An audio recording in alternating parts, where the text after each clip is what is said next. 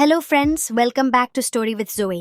आज हम सुनेंगे हमारी story dreaming under cherry blossoms का पार्ट 2। संगवून यूनिवर्सिटी के नए सेमेस्टर का पहला दिन था और कैंपस एक बार फिर एक्साइटमेंट और नए चेहरों से भरा हुआ था। सेओ यॉन और जून हो का प्रोजेक्ट कल्चरल फेस्टिवल के बाद काफी फेमस हो चुका था और उनका बॉन्ड अब और स्ट्रॉन्ग लगता था।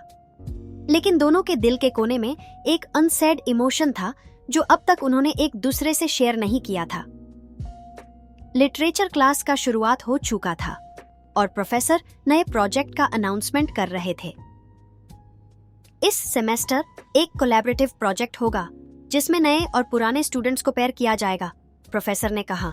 जैसे ही प्रोफेसर ने पेयरिंग लिस्ट पढ़ी, सेओ यॉन का नाम एक नए स्टूडेंट के साथ अनाउंस हुआ, मिनजून ली। मिनजून एक ट्रांसफर स्टूडेंट था जो सूल के एक प्रेस्टिजियस कॉलेज से आया था। उसका रेपुटेशन एक टैलेंटेड राइटर और चार्मिंग पर्सनालिटी के लिए ऑलरेडी फेमस हो चुका था। हाय, आई एम मिनजून, उसने कॉन्फिडेंट स्माइल के साथ कहा जब उसने सेओ यॉन के पास जाकर अपना हाथ बढ़ाया। सेओ यॉन ने शर्माते हुए हैंडशेक किया और बोला, hi, I am Seo Yeon, nice to meet you. पीछे बैठा जून हो उन दोनों को देख रहा था। उसके चेहरे पर एक सब्टल टेंशन था, लेकिन उसने अपने इमोशंस को छुपाने की पूरी कोशिश की। मिनजून और सेओ यॉन का प्रोजेक्ट काफी इंटरेस्टिंग लग रहा था। दोनों काफी क्विकली एक दूसरे के काम के स्टाइल को समझने लगे। मिनजून की फ्रेंडली और फ्लर्टी नेचर कभी कभी सेओ यॉन को ऑकवर्ड फील करवाती थी, लेकिन उसकी राइटिंग स्किल्स इतनी इंप्रेसिव थी कि सेओ यॉन उसके आइडियाज से इंस्पायर होने लगी। एक दिन जब दोनों लाइब्रेरी में प्रोजेक्ट पर काम कर रहे थे, मिनजून ने कैजुअली पूछा, सेओ यॉन, तुम इतनी टैलेंटेड हो, तुमने अपना काम पब्लिश करने के बारे में सोचा है? सेओ यॉन ने हेजिटेंट स्माइल के साथ जवाब दिया, नहीं, मुझे लगता है अभी मुझे और प्रैक्टिस की जरूरत है। मिनजून ने एनकरेज करते हुए बोला, तुम्हारा काम यूनिक है, मैं तुम्हारी कहानियों को एक दिन बेस्ट सेलर लिस्ट पर देख रहा हूं। उसके वर्ड्स ने सेओ यॉन को एक नए कॉन्फिडेंस से भर दिया। लेकिन उस मोमेंट को दूर से देख रहा जून हो का दिल एक अजीब सी फीलिंग से भर गया था, एक मिक्स ऑफ जेलसी और फियर। एक दिन जून हो और सेओ यॉन कैफे में मिले अपने यूजुअल कॉफी ब्रेक के लिए, लेकिन इस बार दोनों के बीच ऑकवर्ड साइलेंस था। तुम और मिनजून का प्रोजेक्ट कैसा चल रहा है? जून हो ने कैजुअल टोन में पूछा, लेकिन उसके वर्ड्स में एक शार्पनेस थी जो सेओ यॉन ने फील की। काफी अच्छा चल रहा है, वो काफी टैलेंटेड है, सेओ यॉन ने ऑनेस्टली बोला। जून हो ने सार्कास्टिकली हंसते हुए कहा, हाँ, मुझे पता है, सब उसकी तारीफ करते हैं। सेओ यॉन ने उसके टोन को नोटिस किया और जेंटली बोला, तुम्हें उसे प्रॉब्लम क्यों है जून हो? वो सिर्फ मेरा प्रोजेक्ट पार्टनर है। जून हो ने कॉफी सिप करते हुए कहा, प्रॉब्लम नहीं है, बस लगता है कि तुम्हारे और मेरे बीच का बॉन्ड अब वैसा नहीं रहा। सेओ यॉन उसकी बात से शॉक्ड थी, लेकिन उसने कुछ नहीं कहा। उसका दिल कंफ्यूजन और गिल्ट से भर गया था। कैंपस में एक स्प्रिंग फेस्टिवल अनाउंस किया गया जिसमें स्टूडेंट्स अपने हिडन टैलेंट्स शोकेस करने वाले थे। मिनजून ने सेओ यॉन को इनवाइट किया कि वो उसके साथ एक डुएट पोएट्री परफॉर्म करे। मैं नहीं कर सकती, सेओ यॉन ने हेसिटेट करते हुए कहा। तुम्हारे लिए यह एक मौका है अपने राइटिंग स्किल्स को सबके सामने दिखाने का, मिनजून ने एनकरेज किया। मैं तुम्हारे साथ हूं। सेओ यॉन ने रिलक्टेंटली हाँ कर दिया, लेकिन उसके दिल में एक टेंशन थी। उसने सोचा कि जून हो को यह कैसे लगेगा। फेस्टिवल के दिन जब जून हो ने स्टेज पर सेओ यॉन और मिनजून को साथ परफॉर्म करते देखा तो उसका चेहरा पाले हो गया। उसने रियलाइज किया कि उसके दिल में सेओ यॉन के लिए फीलिंग्स हैं जो अब उससे इग्नोर नहीं की जा सकती। स्प्रिंग फेस्टिवल की रात ने सेओ यॉन और जून हो के बीच एक अजीब सी दूरी ला दी थी। जून हो ने अपने दिल के इमोशंस को पहली बार इतने स्ट्रांगली फील किया था, लेकिन वो उन्हें वर्ड्स में डाल नहीं पा रहा था। दूसरी तरफ सेओ यॉन को मिनजून के साथ परफॉर्म करते वक्त एक नए कॉन्फिडेंस का एहसास हुआ, लेकिन जून हो के पाले चेहरे की तस्वीर उसके दिल और दिमाग से नहीं जा रही थी।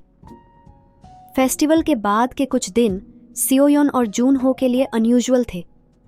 पहले जो दोनों रोज मिलते थे, अब उनकी बातें कम हो गई थी। लाइब्रेरी और कैफे के मोमेंट्स अब ऑकवर्ड साइलेंसेस से भरे हुए थे। एक दिन सियोयन ने फाइनली डिसाइड किया कि वो जूनहो से बात करेगी। उसने फोटोग्राफी क्लब के स्टूडियो में जूनहो को काम करते देखा और वहां चली गई। जूनहो, क्या बात है? तुम मुझसे बात क्यों नहीं कर रहे? सियोयन ने सॉफ्टली पूछा। जूनहो ने अपने कैमरा को साइड रखा और कहा, कुछ नहीं सियोयन, बस बिजी हूं। सियोयन को उसका जवाब इवेसिव लगा। उसने फिर इंसिस्ट किया, यह बिजी होने की बात नहीं है, तुम कुछ छुपा रहे हो। जूनहो ने फाइनली उसकी तरफ देखा, लेकिन कुछ कह नहीं सका। उसके दिल में एक डर था, डर कि अगर उसने अपने इमोशंस एक्सप्रेस किए तो शायद उनकी दोस्ती खत्म हो जाएगी। दूसरी तरफ मिनजून और सेओयन की दोस्ती और स्ट्रांग होती जा रही थी। मिनजून का चीयरफुल और सपोर्टिव नेचर सियोयन को काफी कंफर्ट और एनकरेजमेंट दे रहा था, लेकिन उसकी कुछ बातें सियोयन को कंफ्यूज करती थी। एक दिन जब दोनों अपने प्रोजेक्ट पर काम कर रहे थे, मिनजून ने कैजुअली कहा, सियोयन, तुम्हें पता है, तुम्हारे साथ टाइम बिताना मेरे दिन का सबसे अच्छा हिस्सा होता है। सियोयन ने थोड़ा ऑकवर्ड फील किया और हंसी में बोला, ऐसा कुछ नहीं है, तुम तो हर किसी के साथ फ्रेंडली हो।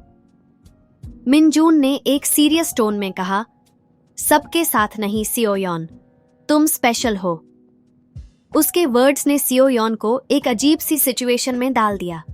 उसने क्विकली टॉपिक चेंज किया, लेकिन उसका दिमाग अब मिनजून की बातों में उलझ गया था। एक शाम जूनहो अपने कैमरा के साथ कैंपस के चेरी ब्लॉसम गार्डन में था। उसके दिमाग में सियोयन और मिनजून के साथ बीते मोमेंट्स बार बार आ रहे थे।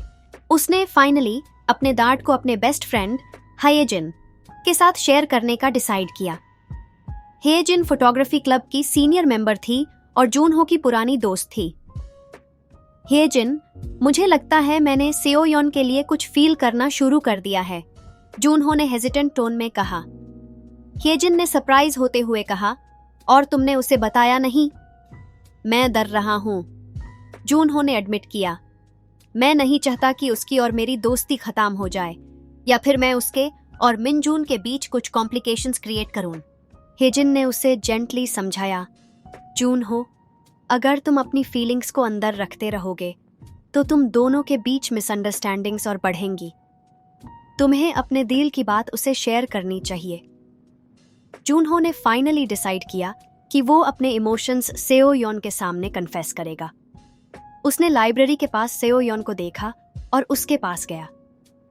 सेओयन, मुझे तुमसे बात करनी है, उसने डिटरमिन्ड टोन में कहा। सियोयन ने थोड़ा सरप्राइज्ड होते हुए कहा, हाँ बोलो। जूनहो ने अपने वर्ड्स कलेक्ट करने की कोशिश की, लेकिन उसके पहले ही मिनजून वहां आ गया। सियोयन, मुझे तुम्हें कुछ इम्पोर्टेंट दिखाना है, क्या तुम मेरे साथ आ सकती हो? मिनजून ने इंटरप्ट किया।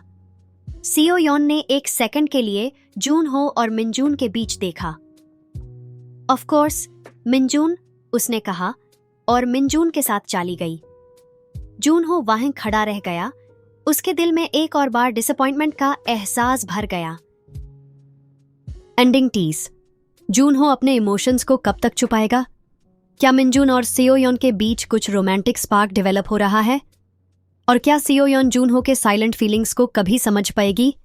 To be continued.